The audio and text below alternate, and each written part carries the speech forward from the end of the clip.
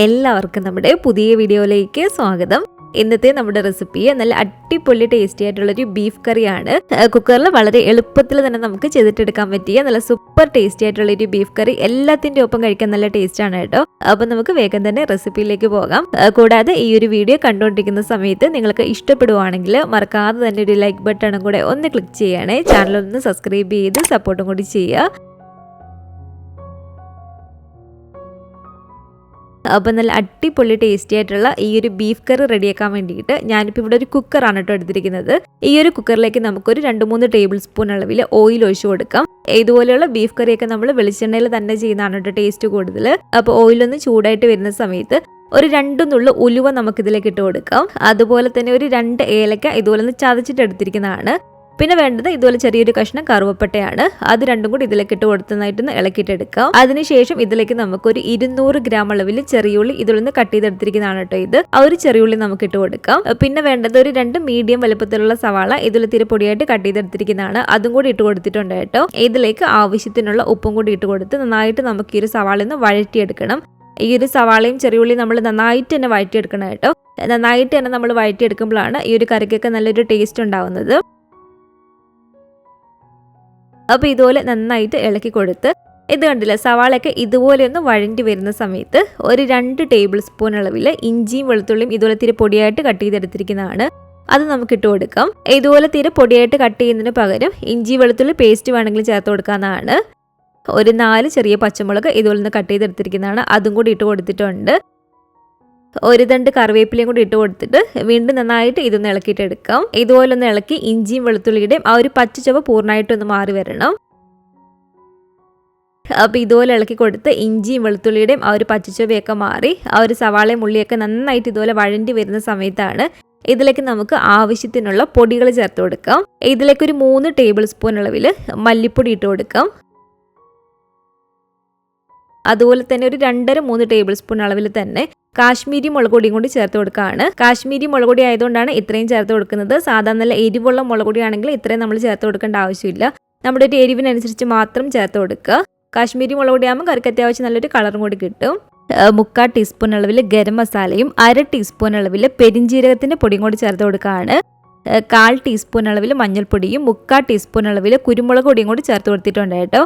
ഇനി ഇതിലേക്ക് വേണ്ടത് ഇതൊരു 3 ടേബിൾ സ്പൂണോളം തേങ്ങാക്കൊത്താണ്. അപ്പോൾ തേങ്ങാക്കൊത്തും കൂടി ചേർത്ത് കൊടുത്ത് തീയൊന്ന് കുറച്ച് വെച്ച് കൊടുത്തതിന് ശേഷം ഈ ഒരു പൊടികളും കൂടി ചേർത്ത് നമുക്ക് നന്നായിട്ട് ഇതൊന്ന് മിക്സ് ചെയ്തിട്ട് എടുക്കാം. പൊടികളും കൂടി ചേർത്ത് ഇതുപോലെ നന്നായിട്ടൊന്ന് മിക്സ് ചെയ്തതിന് ശേഷം ഇതിലേക്ക് നമുക്കൊരു 2-3 ടേബിൾ സ്പൂൺ മാത്രം ഇതുപോലെ കുറച്ച് വെള്ളം കൂടി ഒഴിച്ച് കൊടുത്തിരുന്നൊന്ന് മിക്സ് ചെയ്തിട്ട് എടുക്കാം. അപ്പോൾ ഒരു വെള്ളം കൂടി ചേർത്ത് ഇതുപോലെ നന്നായിട്ട് നമ്മളൊന്ന് ഇളക്കിയെടുത്തതിന് ശേഷം ഇതിലേക്ക് ഉപ്പ് നോക്കിയിട്ട് ആവശ്യത്തിനുള്ള ഉപ്പും കൂടി ചേർത്ത് കൊടുക്കുക.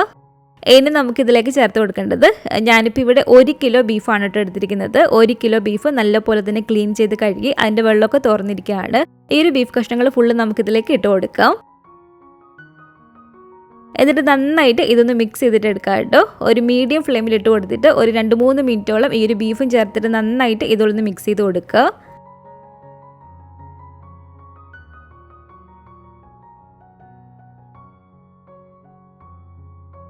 അപ്പോൾ ഒരു ബീഫും കൂടി ചേർത്ത് ഒരു മീഡിയം ഫ്ലെയിമിലിട്ട് ഒരു 3-4 മിനിറ്റോളം നമ്മൾ ഇതുപോലെ ഇളക്കിയെടുത്തതിന് ശേഷം ഇതിലേക്ക് ഒരു 1/2 കപ്പ് മാത്രം കേട്ടോ, വളരെ കുറച്ച് മാത്രം ഇപ്പോൾ ചേർത്ത് കൊടുത്താൽ മതി. ഒരു 1/2 കപ്പ് ഇളം ചൂടുള്ള വെള്ളം കൂടി ഒഴിച്ചു കൊടുക്കുകയാണ്. വെള്ളം ഒഴിച്ചു കൊടുത്തതിന് ശേഷം നമ്മൾ തീ നന്നായിട്ടൊന്ന് കുറച്ച് വെച്ച് കൊടുക്കുക. ഈ ഒരു വെള്ളം കൂടി ചേർത്തിട്ട് ഒരു 10 മിനിറ്റോളം ഇങ്ങനെ തന്നെ നമ്മളൊന്ന് വേവിച്ചിട്ടെടുക്കണം. ഇപ്പം നമ്മൾ ഇതിലേക്ക് വളരെ കുറച്ച് മാത്രം വെള്ളമേ ചേർത്ത് കൊടുത്തിട്ടുള്ളൂ. ഈ ഒരു ബീഫിൽ നിന്ന് തന്നെ അത്യാവശ്യം നന്നായിട്ട് വെള്ളം ഇറങ്ങും കേട്ടോ. ഈ ഒരു ബീഫിൽ നിന്ന് തന്നെ ഇറങ്ങിയ ഒരു വെള്ളത്തിൽ കിടന്ന് കുറച്ച് സമയം ഒന്ന് കുക്ക് ആകുമ്പോഴത്തേക്കും നല്ലൊരു ഫ്ലേവർ കിട്ടും കേട്ടോ ബീഫ് കറിക്ക്. ഇതിപ്പോൾ കണ്ടില്ല, നമ്മൾ ആദ്യം കുറച്ച് വെള്ളം മാത്രമേ ഒഴിച്ചു കൊടുത്തിട്ടുള്ളൂ. ഇപ്പോൾ ബീഫിൽ നിന്ന് അത്യാവശ്യം നന്നായിട്ട് വെള്ളം ഇറങ്ങിയിട്ടുണ്ട്.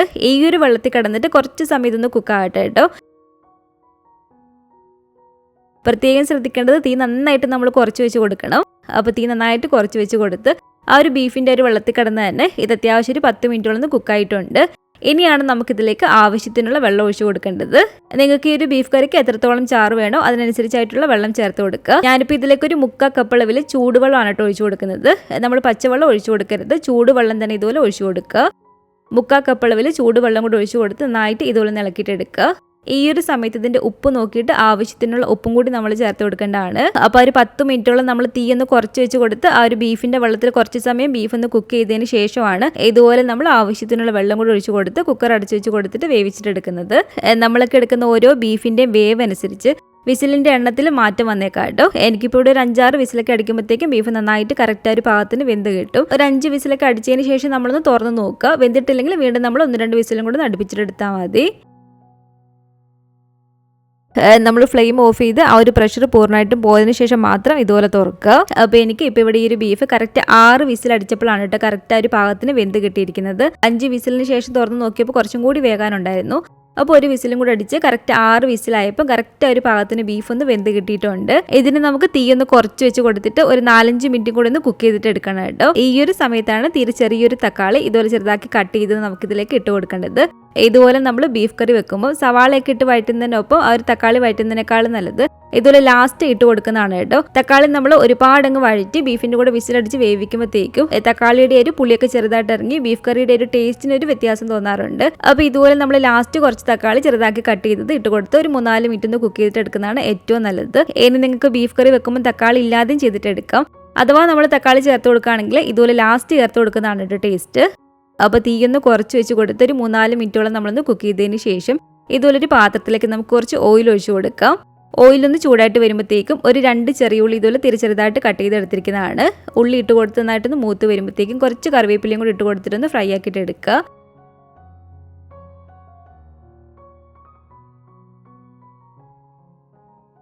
അതിനുശേഷം നമുക്ക് ഈ ഒരു ബീഫ് കറിയിലേക്ക് ഇത് ഒഴിച്ചു കൊടുക്കാം. എന്നിട്ട് വീണ്ടും നന്നായിട്ടൊന്ന് മിക്സ് ചെയ്തിട്ട് എടുക്കുക.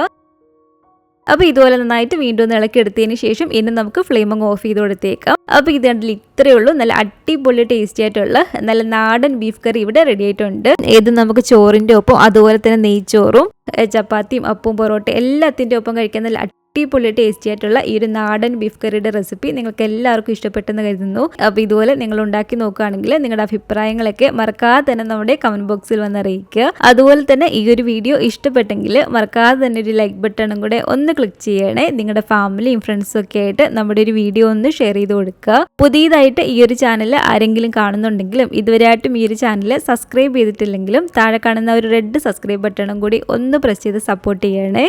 കൂട്ടത്തിലെ കാണുന്ന ബെല്ലൈക്കണും കൂടെ ഒന്ന് ക്ലിക്ക് ചെയ്ത് അതിൽ ഓൾ എന്നൊരു ഓപ്ഷൻ തന്നെ കൊടുക്കുകയാണെങ്കിൽ ഞാൻ പുതിയ റെസിപ്പികളൊക്കെ ഇടുന്ന സമയത്ത് നിങ്ങൾക്ക് അതിൻ്റെ നോട്ടിഫിക്കേഷൻ കിട്ടുന്നതായിരിക്കും. ഇൻഷാ അല്ലാഹ് വീണ്ടും നമുക്ക് ഇതുപോലെ നല്ലൊരു റെസിപ്പിയായിട്ട് കാണാം.